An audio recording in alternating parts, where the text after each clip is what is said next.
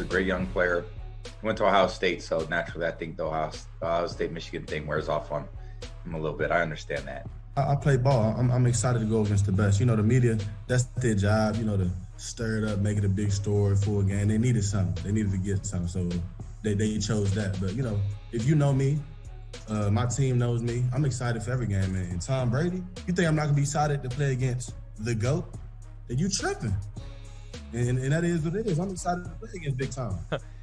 I'm not going to apologize for saying I want Tom. No. I want Tom Brady. I want every quarterback I play against. I love it.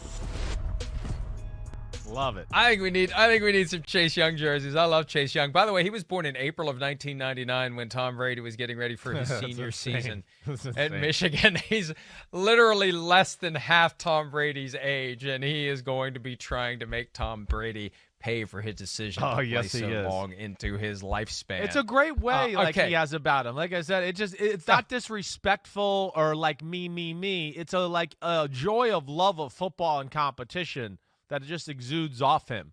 And you can be vocal like that when you're that way. I don't find that mean or malice or bad or anything. Disrespectful. I think it's really cool, actually. No, it's Patrick Mahomes is the same way too. There's a charm to what you say, so you can say things that if others tried to say the exact same words, people would be turned off. Yeah, it's right. just a natural, basic charisma that Chase Young has, and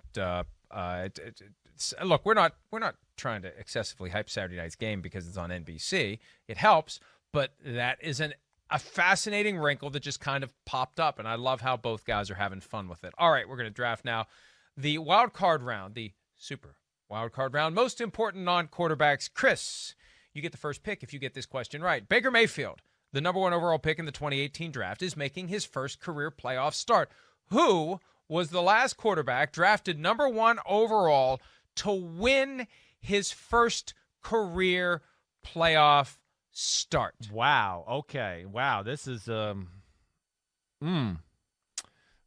Is it this century? Can I ask that? Or was it last century? Yes. It is this century. Damn, who am I missing that what I would be thinking of there? I have no idea. Should I give him that hint, Pete? Should I give him a hint? Don't give me a hint. I really don't know this one. I'm going to throw Let me give you a hint. Go ahead. He's playing this weekend. He's playing this weekend. How dare you? Now you've really flustered me here. Number 1 pick this weekend, and he's played at quarterback? Hold on. None of these guys. And he won his first playoff game. Oh, wait, so it's not Baker Mayfield. It's not. Well, play the horn. Play the sad Go ahead. trombone. Who is it? I wish you didn't. Alex Smith. Oh my Alex gosh. That is so bad. I don't even register him sometimes as a number 1 pick. It's crazy. I know. I mean, I don't know. Holy cow.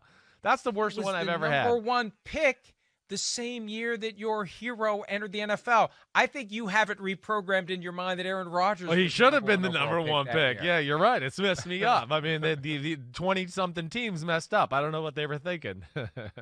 All right, first pick. This one's easy. Derrick Henry. Final answer. Damn. Look, the Titans will only go so far as Derrick Henry will carry them. Although Ryan Tannehill is awesome, Derrick Henry is the sauce on the awesome, and they need him to have a big game if they're going to beat the Ravens as home underdogs, Chris, to Baltimore. Yeah, I mean, I'm with you. Exactly right. I look at it that way. He would have been my first pick, too. It's a hard draft just because – you tend to want to pick the teams, too, that you feel like are the underdog, where you want to go, wait, they have to have a guy that does something extraordinary.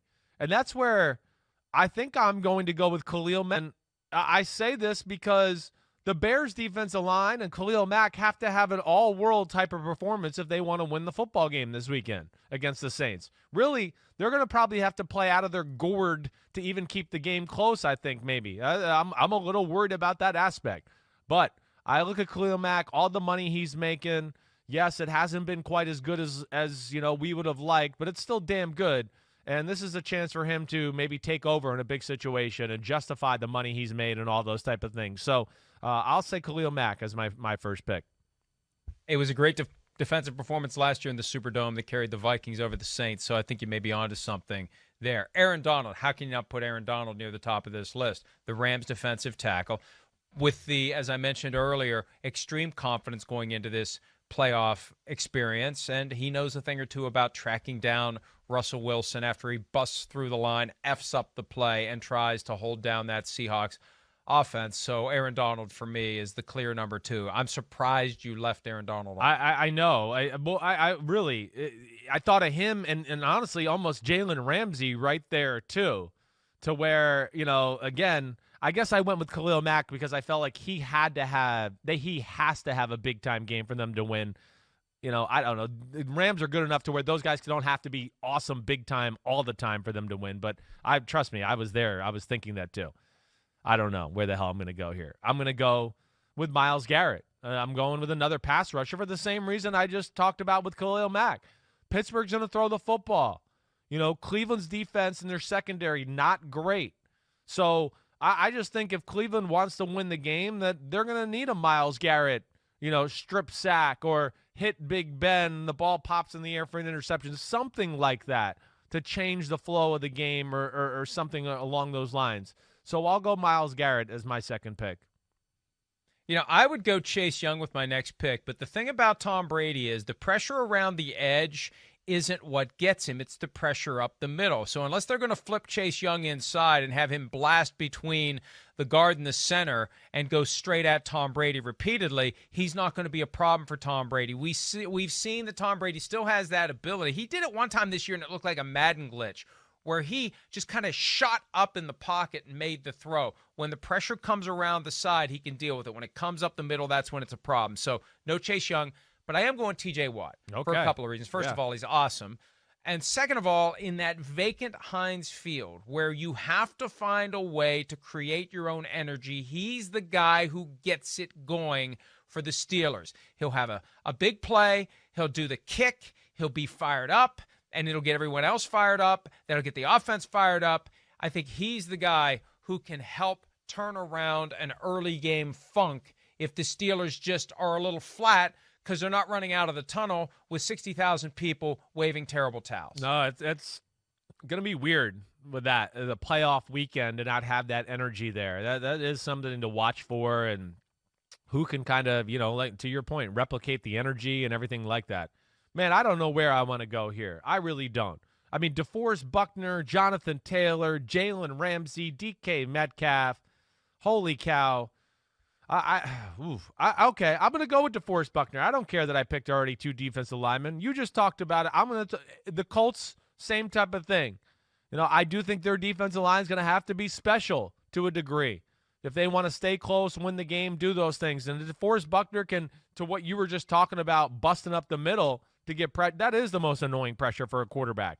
It affects sight lines. You can't step into throws, you know, and DeForest Buckner is a giant. Like, he is truly a giant of a person. So his ability to get in the middle of your offensive line and push the pocket and get in your vision, that could be a real factor in the football game. I'll go with him.